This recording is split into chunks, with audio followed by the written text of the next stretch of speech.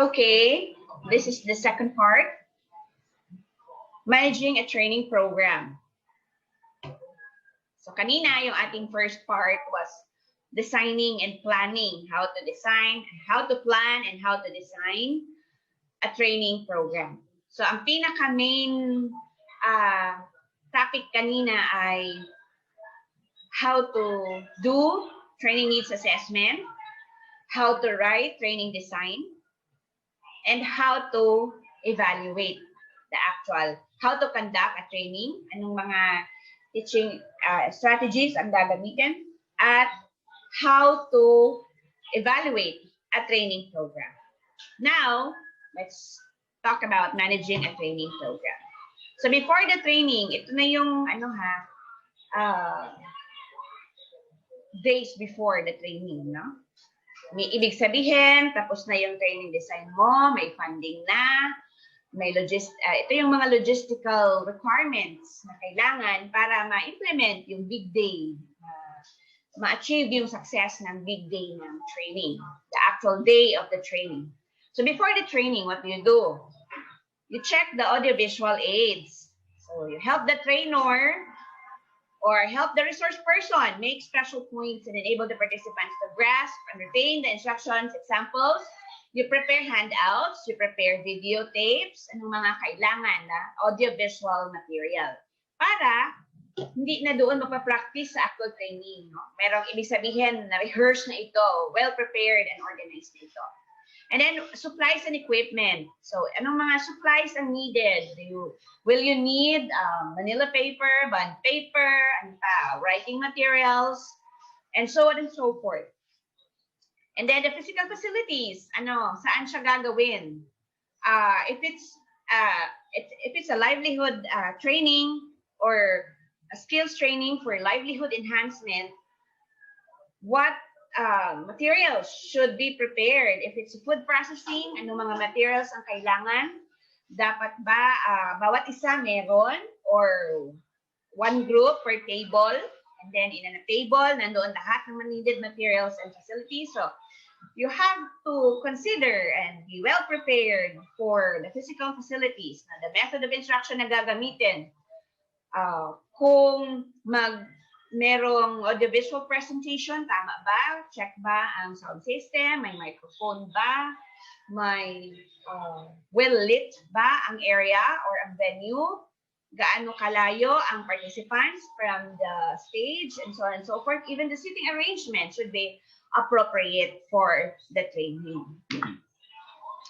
What is good is that the web, the internet, can provide us specific and very particular training materials as to this. Ito mga input, more input and more added reinforcements of this topic ay available readily in the web.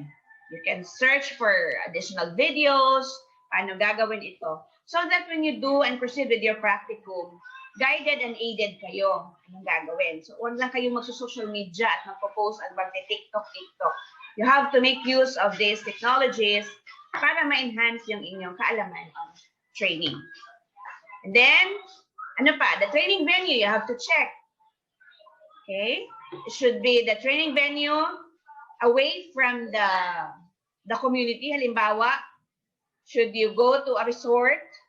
Should you go to a training outside the barangay para hindi umuwi yung mga participants pag ma-board? Should you do it in a hall, or these things have to be considered. And then of course the trainers and the facilitators. The success of training depends on a great extent on the trainer. So dapat ikaw well-equipped, natulog ka, dapat maayos ang iyong pagkatulog kasi para hindi ka mag-mental block. Remember that an effective trainer is he who could achieve good results even with limited resources and able to use a variety of methods and techniques. I guess this will boil down on the particular trait na dapat meron ang development worker, Kasi nga, community education is an important factor or function of a development worker, city worker.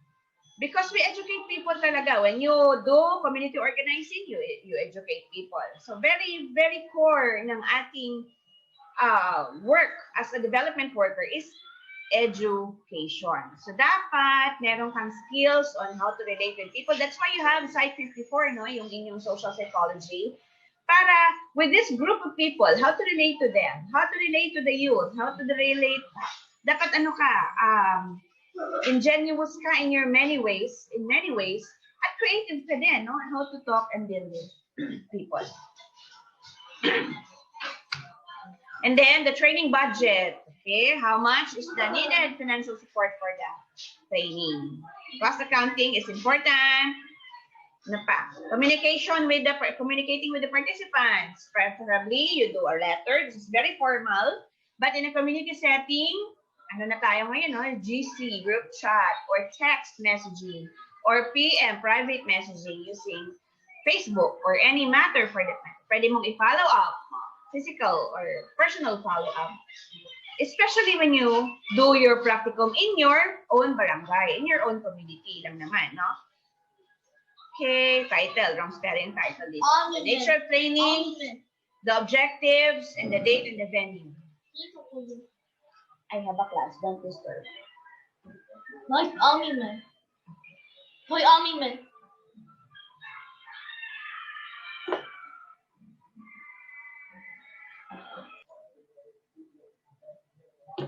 Okay.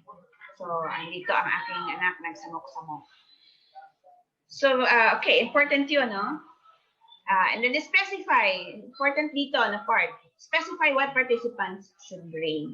So they bring, especially kung demonstration, na skills training, or livelihood training. So, dapat specify kung anong dapat nilang dalhin. And then, ano pa?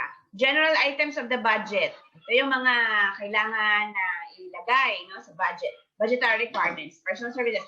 How much honorarium is given to the resource person? So I think it's acceptable if you ask properly or formally from the honorarium, how much is the PF, no, or the fee, the professional fee or the service fee for that matter. And then, or should you provide, of course you have to provide certificates, optional yung token of appreciation, but it's also acceptable, no? But it's optional. But you have to lay it down, no, with the resource person, especially kung invited, no, ang resource person. How much should you pay? And usually, ang resource person, lalo na kung in line with the function niya, in line with the trabaho niya, yung serving, no, as a resource person, ano na yan? May credit din yan doon sa kanyang trabaho. So, you have to lay down formally paano at how much ba ang dapat bayaran sa kanya as honorarium. Ano pang mga costs or possible expenses na meron? Maintenance and operations cost, travel and transportation, the venue, the supplies and materials, food and lodging cost, kung overnight, and miscellaneous, no? Rent of equipment, printed materials, and etc. And then contingency, dapat meron kang contingency plan. Kung hindi mag-work yun, yung isang plano mo, dapat meron kang contingency funding din, no? Contingency appropriation. Para hindi ka, meron kang pagkukunan, no, na safe vault. Meron kang pagkukunan ng amount kung magka-short in other operation costs. Okay, what to do during the training? You have to post a secretariat. At wag naman ikaw, no? Dapat meron kang community members or leaders in the community na pwedeng maging secretariat. Wag naman ikaw lahat. Main function is to coordinate. Okay, so nandun siya sa parang reception area. Registering participants, monitor the attendance, kasi base sa attendance, doon mangyayari na may cost. No? Doon syempre yung snacks, yung mga resources, and other certificates for that matter. And then you proceed with the opening ceremony. The coordinator or the facilitator may welcome the participants. How to do this? It has to be full of life. No? It has to be full of life. And then host teams na you can perform energizers. Kailangan alam mo when to do the recap and synthesis of the past learnings, the past days learnings, or the past times learnings. Introduce the resource person properly. Wag naman yung mag-introduce ka ng resource person, parang naki-speech ka na din. So, it has to be, dapat meron kang prior knowledge, no? Background ng resource person or persons. And make sure that the learning atmosphere is conducive. Okay, and then deal with participants. And then, ano pa? Dealing with the participants. You have to deal with them with all warmth and enthusiasm. Okay, and then ending the training program. As you end, you recap anong nangyari, no? And then integrate the learning. Post-learning, you do evaluation. And then process later, yung evaluation results, and then proceed with ceremony, closing ceremony. Usually, awarding ito ng certificates. Ano pa? Kung meron kayong contest kung food processing yan, sinong pinakamaganda, pinakamagaling, and so on and so forth. So may mga pakulo, meron kang mga creative ways na pwede mong i-inject doon sa actual training, actual conduct. And then, ano pa? And then send off, no? Training, end of training administrative procedures. And then you, as the facilitator or organizer, you will have to prepare and submit a training report. Kasi, paprocess mo yung evaluation, yung documentation as well. No? Dapat maayos siya. Maayos na pagkakasulat, pagkakagawa, pagkakapicture. Even as you print the picture, dapat insakto. Dapat tamang-tama at hindi yung parang na-stretch or parang pumayat yung mga tao in the picture tignan. Okay. So, anong conducive learning atmosphere? This is very self-explanatory.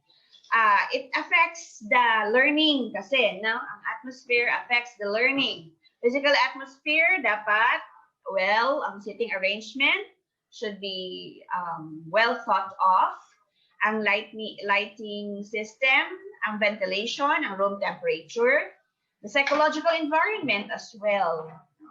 Dapat maayos. And the processing environment. Okay. Ano pa? So I think these are very self-explanatory. Again, you have been provided with this in advance. Read this one because these are very, very important as you do your practicum.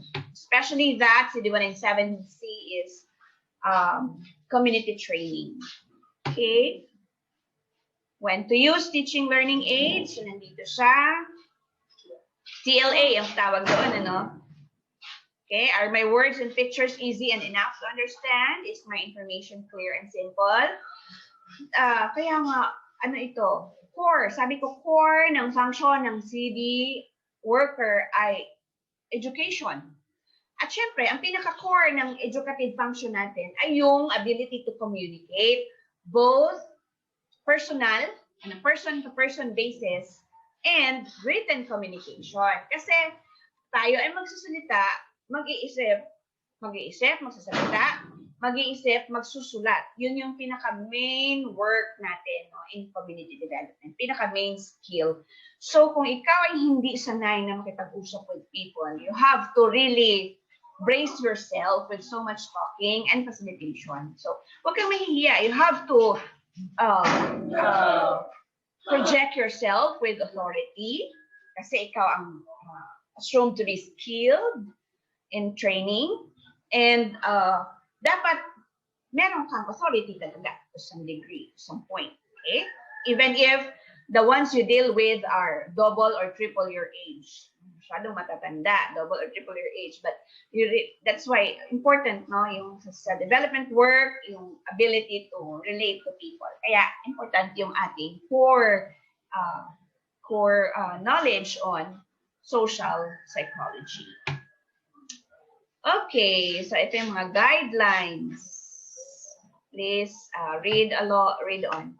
So that's the end of the presentation. And I'll stop here and then I'll talk to you through our GC.